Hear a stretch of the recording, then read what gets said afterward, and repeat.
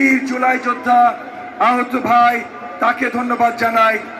আপনাদের উপস্থিতি আমাদের হৃদয়কে ভারী করে, আবার আমাদের শপথকে শক্ত করে।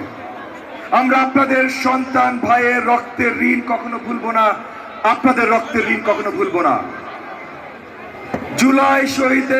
জুলাই বিপ্লবের সকল শহীদ, সকল সৈনিক যারা বুকের রক্ত দিয়ে আমাদের মাথা উঁচু করার সুযোগ করে দিয়েছেন, আমি তাদের সবাইকে শ্রদ্ধা ভরে স্মরণ করছি। আল্লাহ তাদের বীর এবং শহীদ হিসেবে কবুল করুন। এবং আমি আজ স্পষ্ট করে বলছি, যে কোনো মূল্যে ভাসানী বলেছিলেন, নীল নদের পানি যেমন নীল নয়, জামাত ইসলামের ইসলামও তেমনি ইসলাম নয়। কাজে বিরুদ্ধে রুখে দাঁড়ান।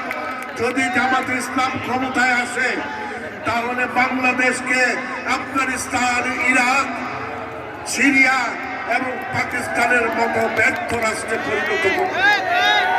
আপনারা কি চান বাংলাদেশ ব্যর্থ রাষ্ট্র হোক?